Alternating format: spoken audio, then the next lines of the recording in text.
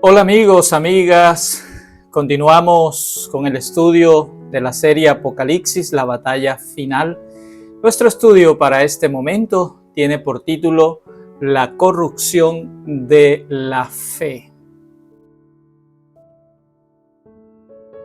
La construcción del Coliseo romano es una de las 7 maravillas del mundo. Mucha gente lo visita en la actualidad. Y este Coliseo romano llama mucho la atención de las personas hoy en nuestros días. Se emplearon aproximadamente para su construcción unas 12,000 personas esclavas, la mayoría de ellos judíos.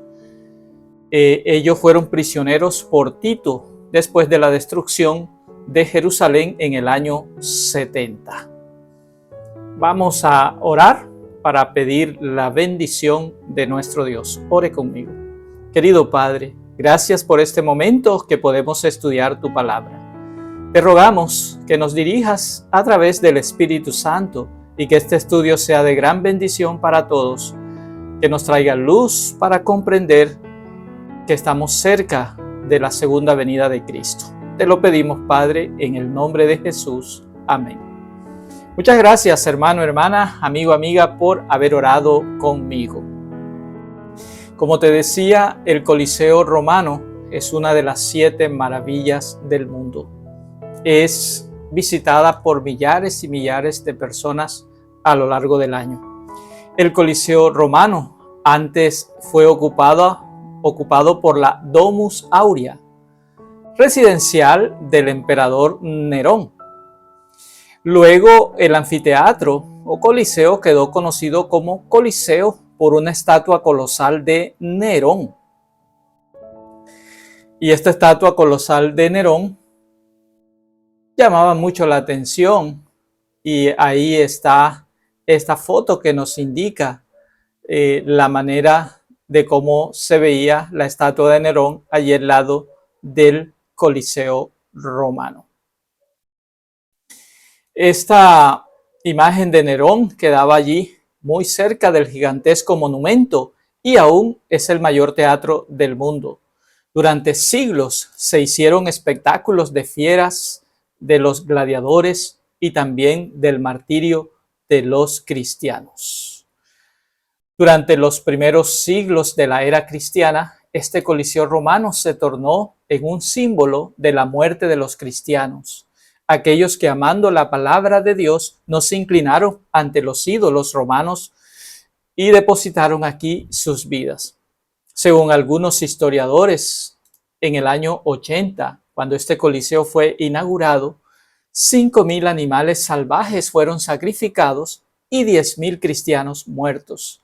A lo largo de varios siglos de este coliseo se tornó un símbolo de la fidelidad a Dios y de los mártires, de los cristianos muertos.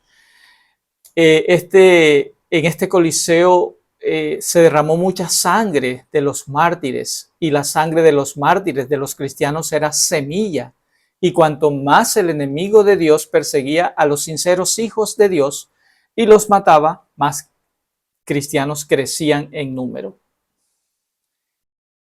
En el siglo XVII,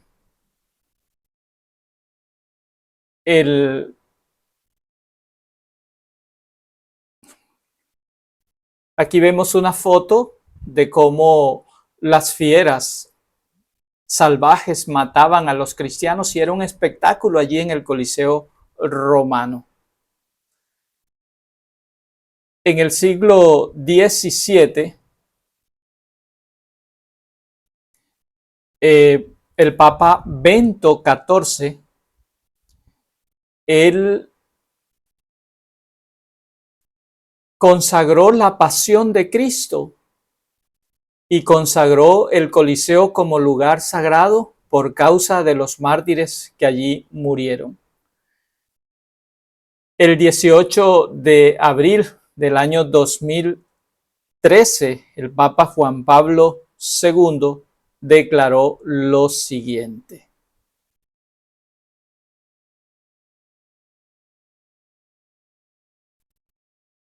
Este Coliseo es un símbolo sobre todos.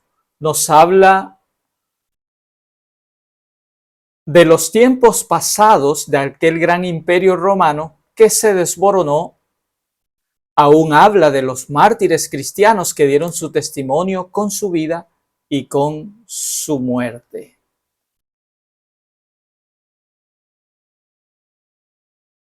Entonces vemos aquí cómo no hay otro lugar que hable tan fuertemente de la cruz que el Coliseo romano. Este Coliseo fue construido desde el año 72 hasta el año 80 y podemos ver cómo este Coliseo es visitado por miles y miles de personas a lo largo del año. Entonces, desde el año 72 hasta el año 80, este Coliseo fue construido, como te decía, mayormente por esclavos judíos. Como usted recuerda, en el año 70 se dio la invasión de Jerusalén por el general Tito. Los judíos fueron muertos y muchos esclavizados, y buena parte de la construcción del Coliseo romano fue hecha por esclavos judíos. Este Coliseo, símbolo de muchos cristianos que por amor a Cristo y a la verdad entregaron sus vidas. Aún hoy, tal vez el mayor anfiteatro es esta maravilla del mundo, el Coliseo romano. Podemos ver el interés de millares de personas que diariamente pasan por allí. La historia que guarda este Coliseo habla de la resignación de fieles cristianos que estuvieron dispuestos a dar su vida por amor a Cristo y la verdad que habían aprendido. Las persecuciones que comenzaron con los emperadores romanos tuvieron consecuencias eternas y a lo largo de los siglos muchos de los cristianos que fueron martirizados incentivaron a otros para que también abrazaran la fe cristiana, como lo que dice Tertuliano, el historiador del primer siglo. ¿Qué dice Tertuliano? Tertuliano nos dice que la sangre de los mártires es semilla. Sí, la sangre de los mártires era semilla porque mientras más cristianos mataban, más cristianos se convertían. Cuando los cristianos daban sus vidas como testimonio, ellos al ser martirizados, otras personas al ver el testimonio de ellos se convertían. A pesar de las persecuciones que los cristianos enfrentaron, ellos protegieron la verdad y permanecieron fieles a las doctrinas apostólicas. Aunque millares fueron presas y también detenidos en cárceles y muertos, otros surgieron para ocupar sus lugares. Entre tanto, un gran cambio se daría por la conversión nominal de Constantino en el año 332 después de Cristo y la oficialización del cristianismo como religión oficial del Imperio Romano. Los cristianos comenzaron a ceder y herejías y prácticas paganas lentamente comenzaron a infiltrarse dentro de la iglesia. Esta transición fue señalada por la última persecución a los cristianos. Juan, el que escribió el libro de Apocalipsis, habla de esta persecución en su carta a la iglesia de Esmirna, a los hermanos de la iglesia de Esmirna. Está escrito así, Apocalipsis 2:10. No temas en nada lo que vas a padecer. He aquí el diablo echará a algunos de vosotros en la cárcel para que seáis probados y tendréis tribulación por 10 días. Sé fiel hasta la muerte y yo te daré la corona de la vida. Entonces estaba ya Dios le había revelado a Juan lo que sucedería, y teniendo en cuenta allí en consideración el principio día-año de la interpretación que nos da la misma palabra allí basado que un día profético representa un año literal, de acuerdo a Números 14:34 y Ezequiel capítulo 4, versículos 6 al 7. Entonces, tendréis tribulación por 10 días, significa que la iglesia enfrentaría 10 años de persecución y muerte, teniendo en cuenta el principio profético día por año. Este periodo en la historia se cumplió del año 303 hasta el año 313. Allí fueron 10 años de persecución y muerte, como lo había profetizado la palabra de nuestro Dios. Fueron fuertes persecuciones las que se dieron, y esas persecuciones se dan cuando el emperador Diocleciano, él sube allí al poder, y este emperador Diocleciano, él fue emperador de Roma desde el año 284 hasta el año 305 de nuestra era. Y este emperador hicieron que los cristianos fueran expulsados, tuvieran sus casas confiscadas, eran detenidos, presos, sus nombres denigrados. La religión fue completamente oprimida. Corrieron el riesgo también hasta de perder su ciudadanía. O sea, fue terrible lo que enfrentaron durante esos 10 años nuestros hermanos cristianos en ese periodo del 303 hasta el 313. Y según el historiador John Fox, él comenta lo siguiente. John Fox comenta lo siguiente. Esta fue la última y la más terrible y sistemática de las persecuciones. Sí, desde ese año, esos 10 años, fueron las más terribles y sistemáticas persecuciones contra los cristianos, según el historiador John Fox. Los cristianos fueron perseguidos, fueron destruidos, tuvieron que abandonar su fe, la gran mayoría de ellos, pero Dios siempre se reserva un remanente, y alabado sea el nombre de Dios. Entonces, por exactos 10 años, los cristianos fueron perseguidos por exactos 10 años. Y esto fue terrible para el pueblo de Dios en ese momento. Ellos fueron colocados en los templos, y una vez que estaban allí colocados en los templos, eran encerrados y colocaban fuego en el templo, y con todos estos hermanos cristianos en el interior de los templos eran quemados.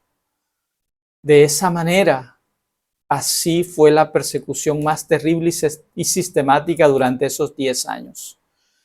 El emperador Diocleciano, este emperador renunció al trono en el año 305.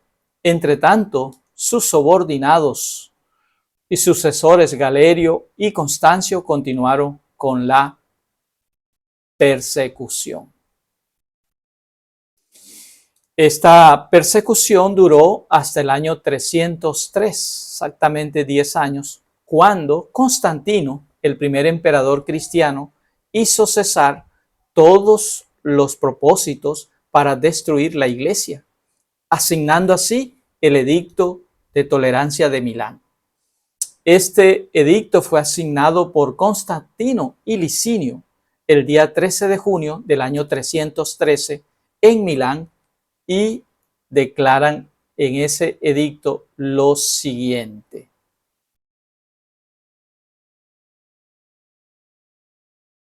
el emperador Constantino, ¿verdad? Ellos declaran lo siguiente en el edicto que hicieron. Declaran lo siguiente. Nosotros, Constantino y Licinio, emperadores, encontrándonos en Milán para conferenciar al respecto del bien y de la seguridad del imperio, decidimos que entre tantas cosas benéficas a la comunidad, al culto divino, debe ser nuestra primera y principal preocupación. Continúan. Nos parece justo que todos los cristianos, inclusive, gocen de libertad para seguir el culto y la religión de su preferencia. Así, cualquier divinidad que mora en el cielo sea propicio a nos y a todos nuestros súbditos. Y sigue. Decretamos, por tanto, que no obstante la existencia de instrucciones relativas a los cristianos que optaren por la religión de Cristo, sean autorizados para abrazarla sin estorbo y que nadie absolutamente los amenace o moleste. Y terminan. Observar también para que otros y todos los demás tengan garantía libre y práctica de sus respectivas religiones, pues está de acuerdo con la estructura estatal y con la paz vigente que aseguramos a cada ciudadano la libertad de culto según su conciencia y elección. Entonces esta fue la forma como ellos allí expresaron que debían terminar las persecuciones contra los cristianos.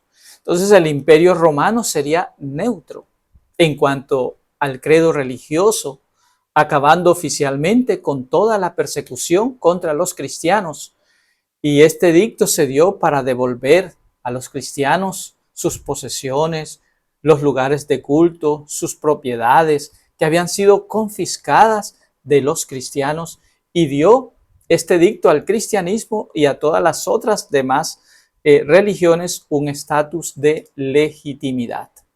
El enemigo de Dios estaba cambiando de estrategia y procuró colocar su bandera en la iglesia cristiana. Lo que no había conseguido a través de la persecución por la fuerza, ahora lo estaba buscando a través del engaño, de la sutileza, y buscó conseguir con el engaño aquello que no consiguió por las persecuciones. Terminó entonces la persecución y en su lugar colocó peligrosas seducciones por la prosperidad y la honra mundanal. Las personas eran llevadas a recibir parte de la fe cristiana en cuanto rechazaban otras verdades esenciales. Hubo una unión del paganismo con el cristianismo. Los paganos hacían concesión de su parte y esperaban que los cristianos hicieran lo mismo. Y sobre la capa del pretenso cristianismo, el enemigo de Dios estaba insinuando en la iglesia con el propósito de corromper la fe y desviar la mente de la palabra de Dios. El bautisterio donde Constantino se bautizó fue el bautisterio octogonal allí en Roma. Este bautisterio aparece también una foto allí en el Vaticano de cómo fue este bautismo. Entonces, todo está registrado para que nos demos cuenta que cuando Constantino aceptó el cristianismo, tornándose así el primer emperador cristiano de la historia, en realidad, esta aceptación del cristianismo por parte de Constantino fue una jugada política para que Constantino pudiera tener el apoyo de la iglesia y también del Estado. Y en vez de la iglesia cristiana evangelizar al mundo, el mundo consiguió paganizar la iglesia, porque ahora la iglesia se tornó oficial del imperio y Roma trajo para dentro de la iglesia todos sus dogmas y tradiciones que apartaron a la iglesia cristiana primitiva de los ideales de la palabra de nuestro Dios. La iglesia romana, ella a través de todo esto trajo corrupción, ¿verdad?, al cristianismo, como lo es presentado por la copa que sostiene la mujer de Apocalipsis 17. En el Antiguo Testamento, el vino era un bloqueador del discernimiento espiritual.